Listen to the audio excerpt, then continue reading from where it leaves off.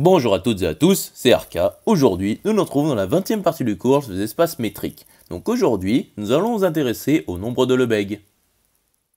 Rentrons alors dans le vif du sujet. Donc soit ED un espace métrique avec E non vide.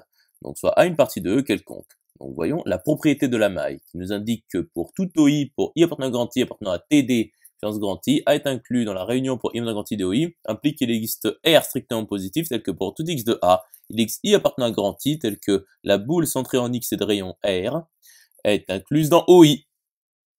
Démontrons alors que pour toute partie A non vide de E, A appartient à un sec C de ETD, c'est-à-dire séquentiellement compact dans ETD, implique que pour tout OI pour I grand I appartenant à TD puissance grand I, A est inclus dans la réunion pour I grand I de OI, implique qu'il existe R strictement positif, tel que pour tout X de A, il existe I appartenant à grand I, tel que la boule centrée en X de rayon R soit incluse dans OI. Autrement dit, A vérifie le lemme de la maille. Donc soit A appartenant à sec C ronde de ETD quelconque. Donc soit OI pour I grand I appartenant à TD puissance grand I, tel que A soit inclus dans la réunion pour I grand I des OI. Donc supposons que pour tout R strictement positif, il existe X appartenant à A, tel que pour tout I de grand I, il existe Y appartenant à BXR privé de OI.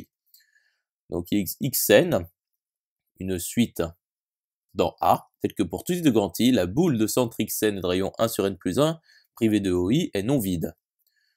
Or, il existe X phi appartenant à croix n puissance n, tel que, c'est-à-dire une application de n dans n, tel que pour tout n de n, phi de n est strictement inférieur à phi de n plus 1, et la limite lorsque n tend plus infini de x phi de n est égal à x. Et il existe I appartenant à grand I tel que x appartient à OI. Donc il existe yn, une suite dans A, tel que pour tout n de n, yn appartient à la boule de centre xn 1 sur n plus 1 privée de OI. Et pour tout n de n, y phi n appartient à la boule de centre x phi n 1 sur n plus 1 privée de OI. Poursuivons la démonstration. Donc la limite lorsque n tend plus infini de dy phi n x phi n est égal à 0.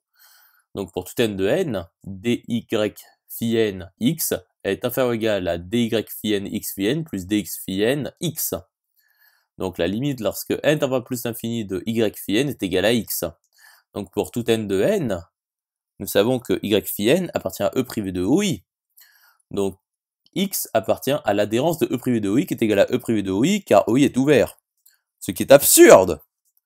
Donc il existe R appartenant à, c'est-à-dire strictement positif, tel que pour tout X de A, il existe I appartenant à grand I, tel que la boule centrée en X de rayon R soit incluse dans OI. Conclusion établie.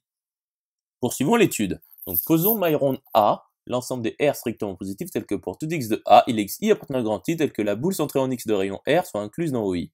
Donc démontrons que pour toute partie A non vide de E, A appartient à sec C de ETD, implique que l'intervalle ouvert 0 sup maille ronde A est inclus dans maille ronde A.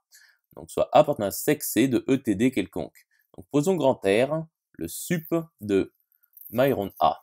Donc soit X appartenant à A quelconque. Donc soit epsilon appartenant à l'intervalle ouvert 0 grand R quelconque. Donc il existe R appartenant à epsilon grand R fermé à gauche, ouvert à droite, tel que pour tout X de A, il existe I appartenant à grand I, tel que la boule centrée en X de rayon R soit incluse dans OI. Donc il existe I appartenant à grand I, tel que la boule centrée en X de rayon R est incluse dans OI. Or, la boule de centre X et de rayon epsilon est incluse dans la boule de centre X et de rayon R qui est incluse elle-même dans OI. Donc epsilon appartient à maille ronde A. Donc, l'intervalle ouvert 0 grand R est inclus dans maille ronde A. Conclusion établie. Continuons l'étude.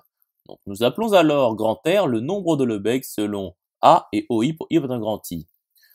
Donc, dans d'autres ouvrages, les éléments de l'intervalle ouvert 0 grand R sont appelés les nombres de Lebesgue selon A et OI pour I appartenant à grand I. J'espère que cette vidéo vous aura plu et vous sera utile. Nous nous retrouvons dans la 21e partie.